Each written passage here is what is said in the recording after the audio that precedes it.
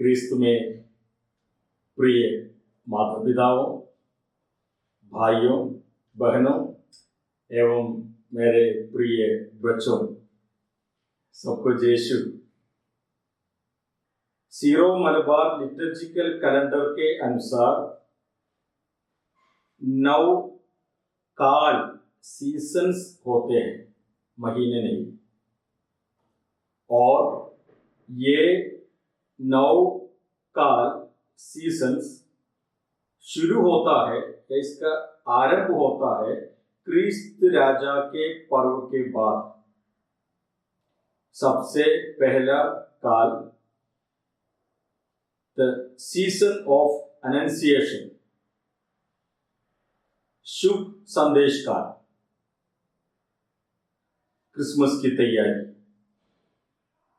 और उसके बाद दूसरा काल द सीजन ऑफ नेटिविटी, देह धारण काल। और तीसरा प्रकटीकरण काल, द सीजन ऑफ एपिफनी, दनहा, प्रकटीकरण काल। और उसके बाद चौथा काल season, the season of the great fast, बड़ा उपवास काल। हमें मालूम है कि अगर हम बोलते हैं बड़ा उपवास काल तो छोटा उपवास काल भी है।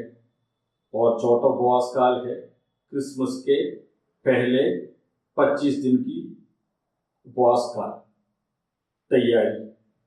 और अभी ये 40सा काल हम कहते हैं, या 50 दिन का उपवास काल है। और इसको हम कहते हैं the season of great fast, बड़ा उपवास काल। और आज इस बड़ा उपवास काल का पहला रविवार है। ये उपवास काल का आधार क्या है? आधार प्रभु यीशु ने अपने मिशन कार्य शुरू करने के पहले 40 दिन और रात मरुभूमि में उपवास किए। उस उपवास के यादगार में हम लोग हर साल हमारे जीवन में भी ये उपवास काल मनाते हैं। और ये उपवास काल हमारे लिए एक समय दिया गया है, एक अवधि दिया गया है कि हम इस काल में प्रभु यीशु के बारे में मनन चिंतन करें। विशेषकर प्रभु यीशु के दुख भोग यानी पीड़ा सहन और मृत्यु। प्रभु यीशु ने हमारे लिए जो दुख भोगा है और प्रभु यीशु ने हमारे लिए क्रूस पर अपने जीवन अर्पित किया, ये सब हम मनन चिंतन करते हैं। उसके बाद हम पास्का पर्व, द फीस्ट ऑफ ईस्टर मनाते हैं, रिजरेक्शन ऑफ आवर लॉर्ड। क्रिस्त में मेरे प्रिय मित्रों, आज जब हम लोग ये बड़ा उपवास काल में प्रवेश करते हैं तो हमें ये सोचना है कि ये उपवास काल मुझे क्या सिखाते हैं, या मुझे ये उपवास काल से क्या सीखना चाहिए, या ये उपवास काल मुझसे क्या कहते हैं।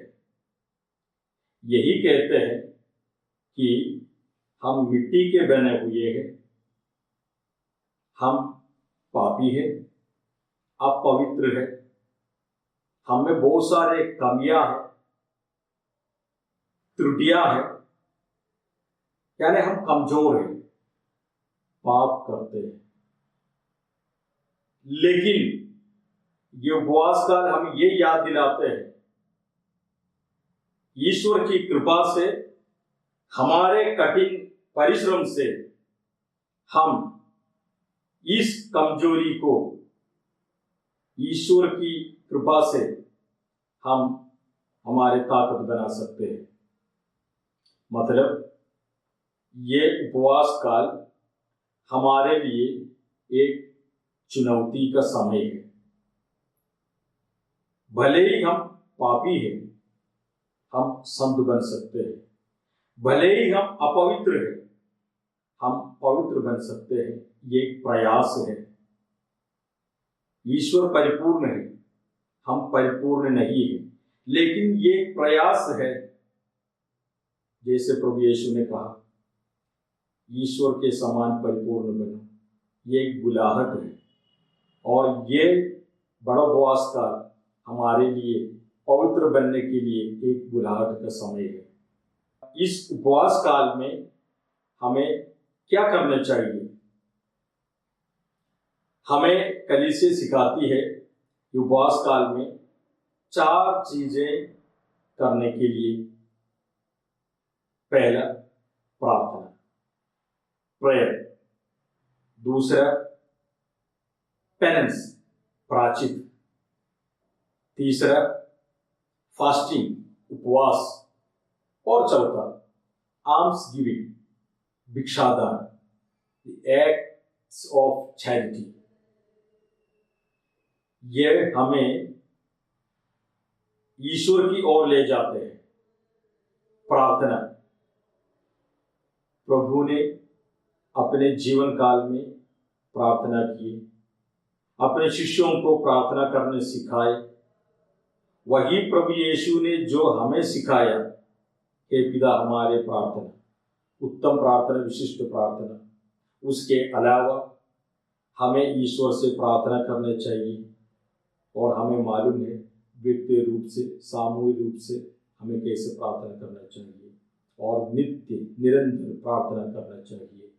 और प्रार्थना की आवश्यकता, उसकी ज़रूरत हम जानते हैं।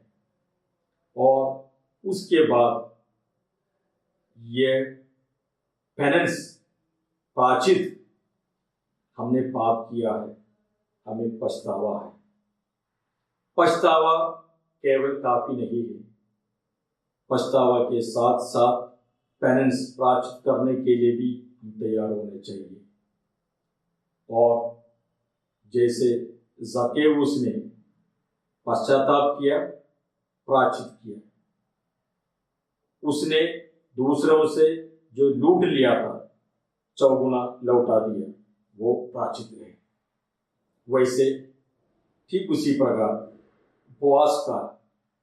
उपवास, फास्टिंग, ये एक ताकत है, एक शक्ति है।